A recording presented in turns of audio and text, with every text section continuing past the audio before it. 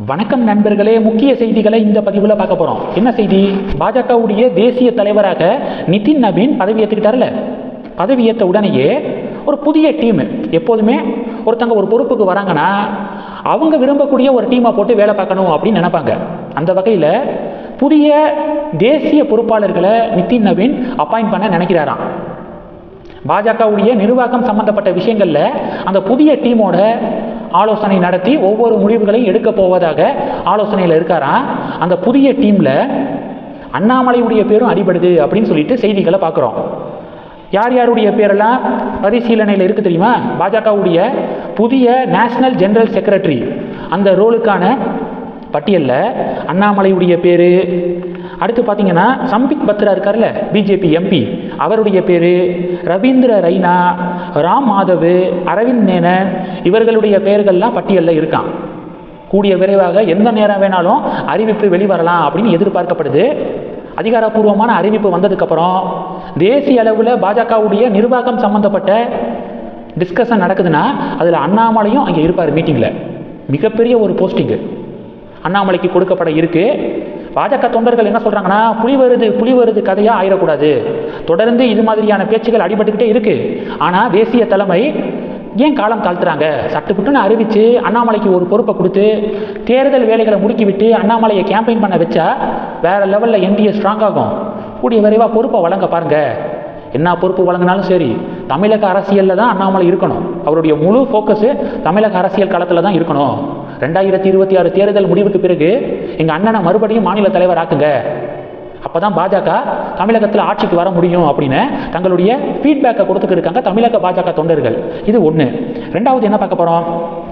திமுக கூட்டணியில் தேமுதிக சேர்ந்தது களத்தில் என்ன தாக்கத்தை ஏற்படுத்தும் அப்படின்னு நியூஸ் 18 கேள்வி கேட்டு 2 ஆப்ஷன் கொடுத்துருக்காங்க.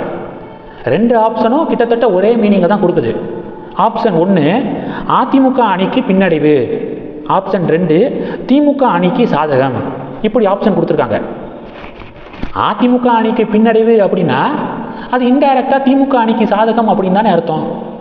இப்படி 2 ஆப்ஷனை கொடுத்து அதில் 66% பேர் அதிமுக அணிக்கு பின்னடைவு அப்படிங்கிறத செலக்ட் பண்ணியிருக்காங்களாம். 34% பேர் திமுக அணிக்கு சாதகம் அப்படின்னு சொல்லிட்டு ஆப்ஷனை தேர்ந்தெடுத்திருக்காங்களாம். ஆக்சுவலாக அதிமுக அணிக்கு பின்னடைவு அப்படின்னு ஒரு ஆப்ஷன் கொடுக்கும்போது அதிமுக அணிக்கு பின்னடைவு இல்லை அப்படிங்கிற ஒரு ஆப்ஷனை கொடுக்கணும்ல. இல்லை, அப்படி ஆப்ஷனை கொடுக்கல. யார்? நியூஸ் 18 தமிழ்நாடு. இந்த சேனலுடைய ஹெட்டாக யார் இருக்கிறது? கார்த்திகை செல்வன். அப்போ அப்படி தான் ஆப்ஷன் கொடுப்பாங்க, திமுகவுக்கு ஃபேவராக தான் ஆப்ஷன் இருக்கும் அப்படின்னு நம்ம உறுதிப்படுத்திக்கலாம் அப்படின்னு பொதுமக்கள் கலாய்க்கிறாங்க. இது 2. 3வது, செல்வ பெருந்தகையுடைய பொண்ணுக்கு கல்யாணம். எப்போனா மார்ச் 3ஆம் தேதி பொண்ணுக்கு கல்யாணம் வச்சிருக்காரு. அதனால முக்கியமான விஐபிகளுக்கு பத்திரிகை வழங்கியிருக்காரு. சமீபத்தில் தான் முதல்வர் ஸ்டாலின் அவர்களை நேரடியாக சந்தித்து இன்வைட் பண்ணார். அந்த இன்விடேஷன் இப்போ வெளிவந்திருக்கு. இது ஒரு பெரிய டிபேட், 2 டிபேட்டை உருவாக்கியிருக்கு. டிபேட் நம்பர் 1 என்ன தெரியுமா?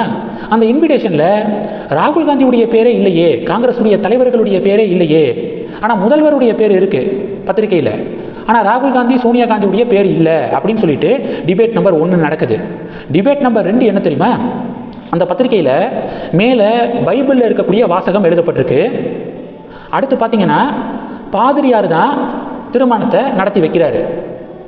அது கிறிஸ்தவ மேரேஜ் மாதிரியான ஒரு பத்திரிகையில் இருக்கக்கூடிய விஷயங்களை பார்க்கும்போது கிறிஸ்தவ முறைப்படி கல்யாணம் நடக்குது அப்படிங்கிறது உறுதியாகுது. இங்கே தான் டிபேட்டு. பாஜகவுடைய நாராயணன் திருப்பதி என்ன கேள்வி கேட்டிருக்காருன்னா, யார் எந்த மதத்தை வேணாலும் ப்ராக்டிஸ் பண்ணலாம், வணங்கலாம், அதில் எந்த தப்பும் கிடையாது, அவங்களுடைய உரிமை. ஆனால் இந்த பத்திரிகையை பார்க்கும்போது கிறிஸ்தவ முறைப்படி மேரேஜ் நடக்குது அப்படிங்கிறது கன்ஃபார்ம் ஆகுது. செல்வ பெருந்தகை எந்த தொகுதியுடைய சட்டமன்ற உறுப்பினர்? ஸ்ரீபெரும்புதூர் தொகுதியுடைய எம்எல்ஏ. ஸ்ரீபெரும்புதூர் தொகுதி தனி தொகுதி, அதாவது ரிசர்வ்டு தொகுதி.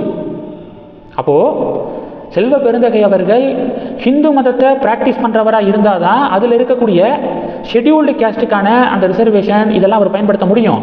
அவர் கன்வெர்ட் ஆகியிருந்தார் அப்படின்னா, ஹிந்து மதத்திலிருந்து கிறிஸ்டியானிட்டிக்கு அவர் கன்வெர்ட் ஆகியிருந்தார் அப்படின்னா ஷெட்யூல்டு கேஸ்ட்டுக்கான அந்த ரிசர்வேஷனை அவர் பயன்படுத்த முடியாது. அதுதான் சுப்ரீம் கோர்ட்டுடைய ரூலு. ஒருவர் இந்து மதத்திலிருந்து இஸ்லாமுக்கோ இல்லை கிறிஸ்தவ மதத்துக்கோ கன்வெர்ட் ஆகிட்டாங்க அப்படின்னா கன்வெர்ட் ஆகிறதுக்கு அதிகாரம் இருக்குது, உரிமை இருக்குது.